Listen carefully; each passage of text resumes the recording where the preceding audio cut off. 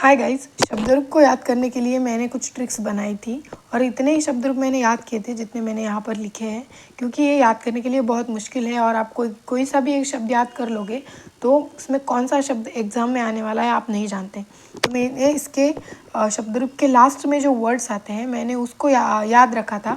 For example स्त्रीलिंग आकारांत जो शब्द है उसमें हम प्रथमा का एक वचन देखते हैं जो कि बला आ, लास्ट में इसका उच्चार होता है आ। बलाम आम, बलाया या, बला ये, बलाया या, और ये दोनों सेम है तो या। बलायाम याम, इसका लास्ट में जो उच्चारण होता है तो वो होता है याम। हे बले हे बले हे बले हे बला, ये संबोधन का जो शब्द है वो सभी में सेम है तो इसे उतना याद करने की ज़रूरत नहीं है। तो आप यहाँ पर देख सकते हैं आ आम या ये या द्वा या याम, मतलब द्वाया भी लिख सकते हैं लेकिन या याम। द्विवचन का भी वैसा ही है, 2 बार ए आता है द्वे, 3 बार भ्याम आता है लास्ट में तो त्रिभ्याम, द्वे त्रिभ्याम व यो, 2 बार यो आता है तो यो, और जो संबोधन है वो सेम रहेगा। बहुवचन का भी वैसा ही है, द्वा 2 बार आ आता है तो द्वा, तीसरे में आता है भी तो भी, 2 बार भ्य आता है तो द्वाभ्य, और फिर आता है नाम हर सेंटेंस में और सु। और आप यहाँ पर क्रॉस चेक करके भी देख सकते हैं कि जो आया है 2 बार ए आया है तो यहाँ पर भी 2 बार ए आया है, स्थिरे रे, भ्याम आया है 3 बार तो यहाँ पर भी 3 बार आया है, सिराभ्याम सिराभ्याम सिराभ्याम। तो इसी तरह आपको याद रखना है। तो बाकी के शब्द रूप को भी आप ऐसे क्रॉस चेक करके देख सकते हैं। तो स्त्रीलिंगी का एक वचन आपको लिखना है आ आम या ये या याम। द्विवचन है द्वे त्रिभ्याम द्वयो, 2 बार यो आता है तो द्वयो।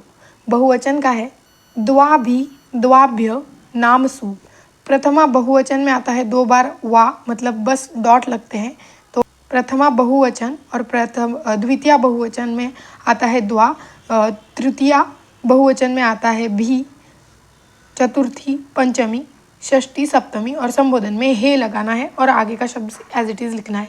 पुल्लिंगी की ट्रिक है ह में ना या तस्से, अकारांत नपुंसकलिंगी की भी यही है और पुल्लिंगी अकारांत की भी यही है।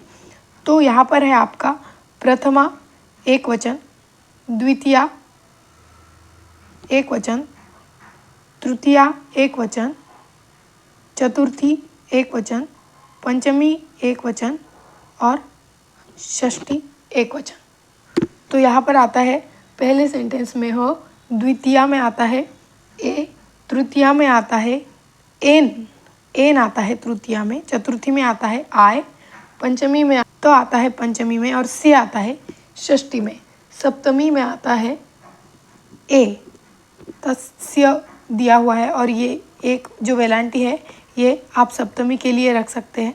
ऐसे आपको याद करना है हमें ना या तस्से, ये पूरा वर्ड।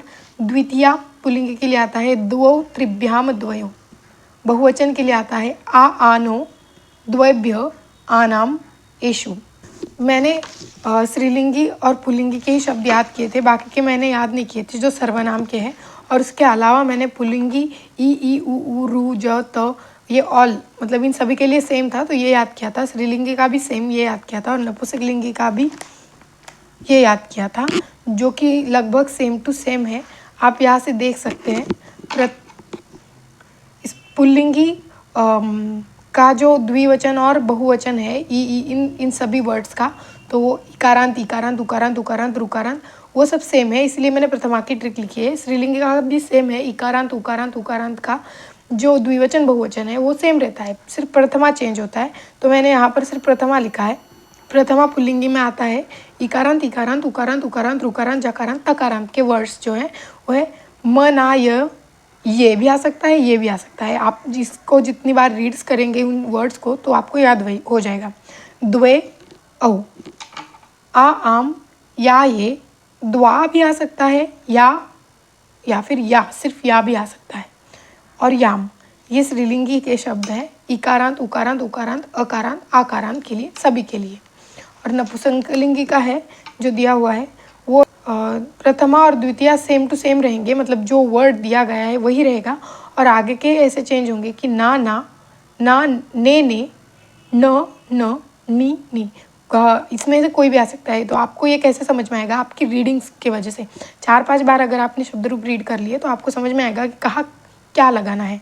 द्वे त्रिभ्याम द्वय, मतलब प्रथमा द्वितीया, तृतीया चतुर्थी पंचमी, षष्ठी सप्तमी, और संबोधन के लिए हे लगाना है और आगे जो वर्ड है वो लिख देना है। बहुवचन में भी वैसा ही है, द्वि, अहे, द्वैभ्य, नामसु, शु। तो ये आप इसे इस ट्रिक्स को याद कर सकते हैं। और सर्वनाम के जो ट्रिक्स है, सर्वनाम शब्द रूप के, उनमें से लगभग एक क्वेश्चन आता है, कभी कभी तो आता भी नहीं है। तो मैंने उस एक क्वेश्चन पर फोकस नहीं किया है, मैंने ये बाकी के याद कर लिए। 5 मार्क्स का अगर क्वेश्चन आ रहा है तो आपको 4 मार्क्स पर फोकस करना है और 4 मार्क्स आपको यहीं से मिलेंगे।